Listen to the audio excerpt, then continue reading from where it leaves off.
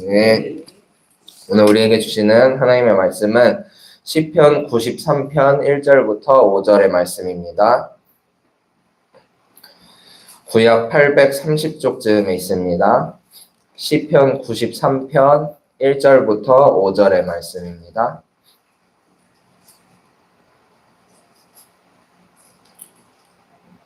네, 93편 1절에서 5절의 말씀을 한 절씩 교독하시고 마지막 절은 함께 읽겠습니다. 주님이 다스리신다. 위엄을 갖추시고 능력의 허리띠를 띠시며 다스리신다. 그러므로 세계도 굳건히 서서 흔들리지 아니한다. 주님의 왕위는 때로부터 진도히 서 있었으며 주님은 영원토록 계십니다. 주님, 강물이 소리를 지릅니다. 강물이 그 소리를 더욱 높이 지릅니다. 강물이 미친 듯이 날뛰며 소리를 높이 지릅니다. 물소리보다 더 크시고 미친 듯이 날뛰는 물결보다 더 위험하신 주님, 우리 계신 주님은 더욱 위하십니다. 다 같이 읽겠습니다. 주님의 증거는 견고하게 서 있으며 주님의 집은 영원히 거룩함으로 단장하고 있습니다. 아멘. 오늘도 주님과 함께 하루를 시작한 우리에게 하나님의 은혜와 평강이 넘쳐나기를 소망합니다. 오늘은 제가 정릉감리교회에 전도사로 부임한 지 딱 1년하고도 하루가 되는 날입니다. 보통 인생의 큰 전환점을 터닝 포인트라고 하죠. 그런데 어떤 책에서 보니까 기념이 될 만한 소소한 순간들을 핀 포인트라고 하더라고요. 이렇게 인생이 완전히 뒤바뀔 만큼의 중차대한 사건은 아니더라도 뭔가 핀을 하나씩 꽂아두듯이 내 인생에서 의미 있는 순간들을 핀 포인트라고 한다고 합니다. 저도 이제 5월 6일 핀 포인트를 지나면서 그때의 기쁨과 감사가 아직까지 남아있는지 돌아보게 되었습니다.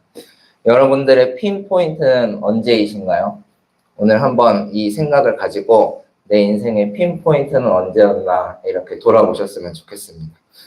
그리고 아무쪼록 앞으로 남은 모든 포인트마다 주님께서 동행하는 축복이 늘 함께 하시길 소망합니다.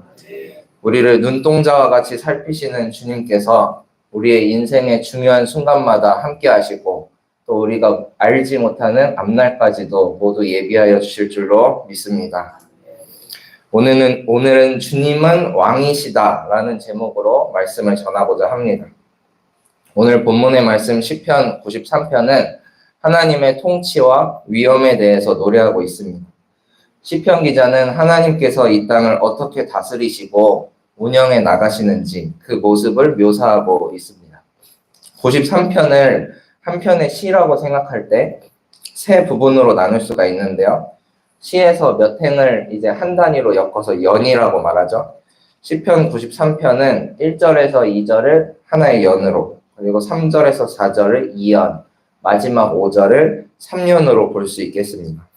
먼저 1연에서는 세계를 견고하게 세우시는 영원한 왕이신 하나님의 통치에 대해서 노래하고 있습니다. 1절에서 밝히듯이 주님은 세계를 다스리시는 분이십니다. 위엄을 갖추시고 능력의 허리띠를 띠시며 세계를 다스리십니다. 주님이 다스리신다 이런 표현은 시편뿐 아니라 구약성경 전체의 기초를 이루는 중요한 신앙 고백입니다. 권세와 능력이 우리 인간과 비교할 수 없을 정도로 크고 위대하신 주님께서 온 세상을 창조하셨고 나라를 세우시고 다스리신다는 의미를 담고 있는 고백이죠. 이렇듯 주님은 세계를 다스리시는 분이신데 그분은 위엄을 갖추시고 능력의 허리띠를 띠고 있다고 말합니다. 이 부분을 다른 번역으로 읽어보니 그 의미가 더 와닿았는데요. 먼저 공동 번역에서는 이렇게 말합니다. 야훼께서 위엄을 옷으로 입으시고 왕위에 오르셨다.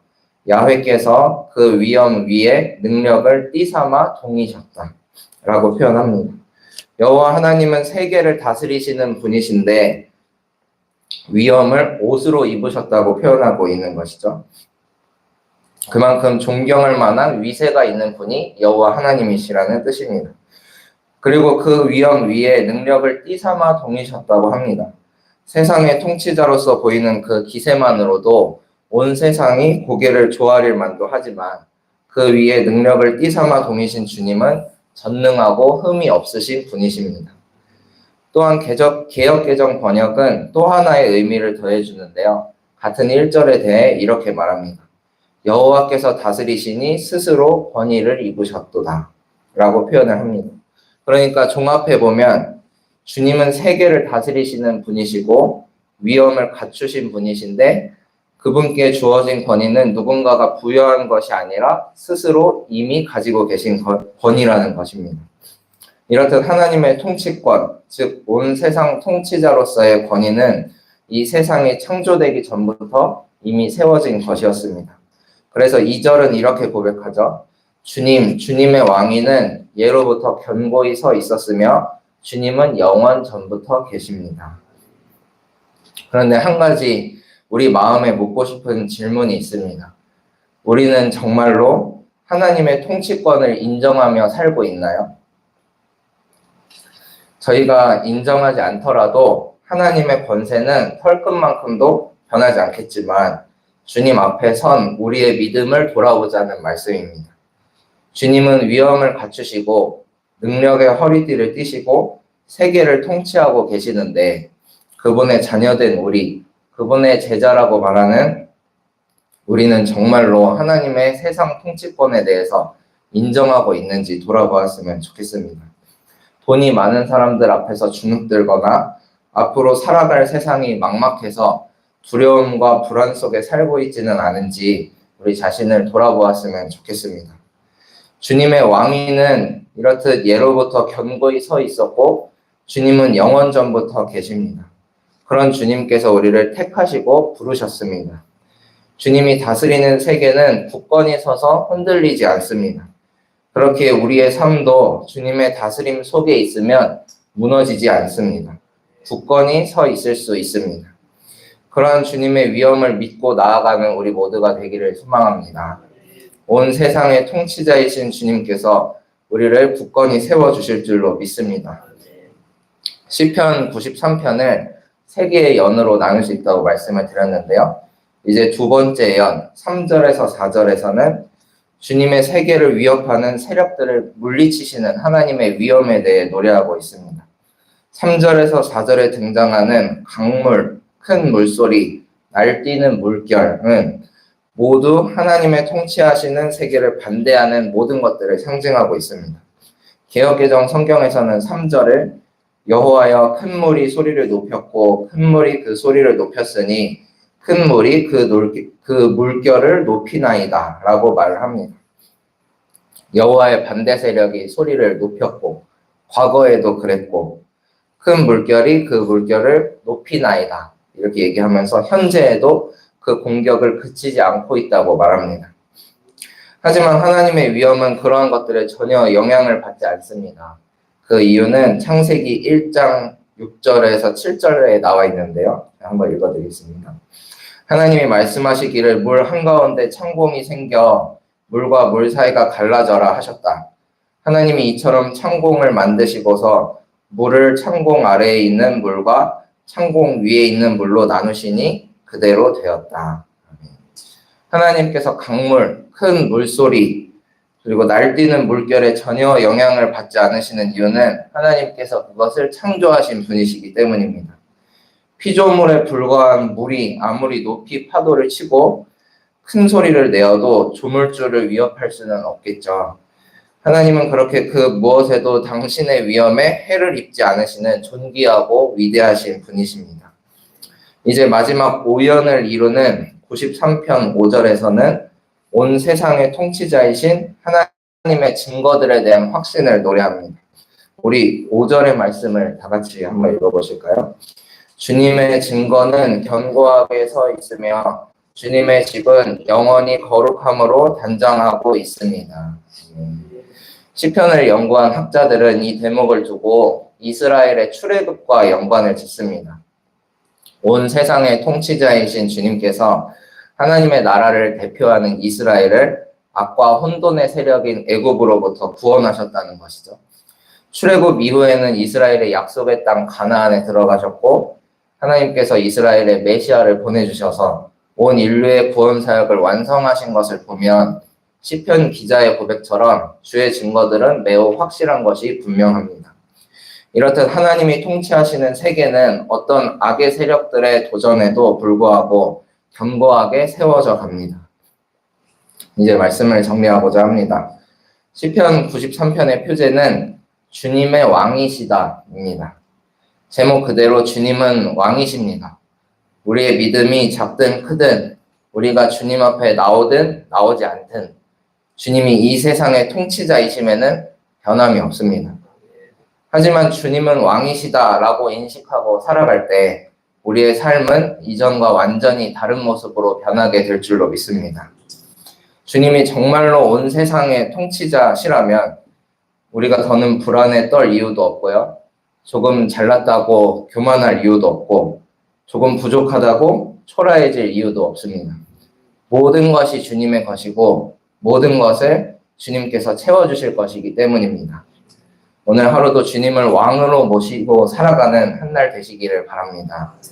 위엄을 갖추시고 능력의 허리띠를 띠신 주님께서 오늘도 우리를 지키시고 우리와 함께 하실 줄로 믿습니다. 그 믿음 안에서 승리하는 우리 모두가 되기를 소망합니다. 기도하시겠습니다.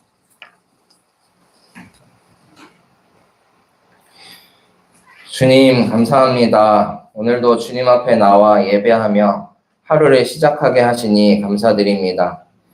우리 삶에 주님께서 은총을 내려주셨던 핀포인트들을 되돌아봅니다.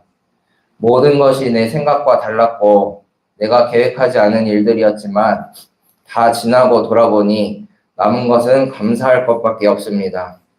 주님, 제 삶을 인도해 주시니 감사합니다.